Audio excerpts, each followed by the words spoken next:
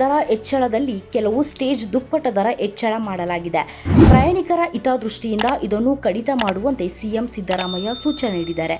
Metro ticket ದರ ಇಳಿಕೆ ಮಾಡುವಂತೆ ಬಿಎಂಆರ್ಸಿಎಲ್ ವ್ಯವಸ್ಥಾಪಕ ನಿರ್ದೇಶಕರಿಗೆ ಸೂಚನೆ ನೀಡುವುದಾಗಿ ಸಿಎಂ ಎಕ್ಸ್ ಮಾಹಿತಿಯಲ್ಲಿ ಹಂಚಿಕೊಂಡಿದ್ದಾರೆ.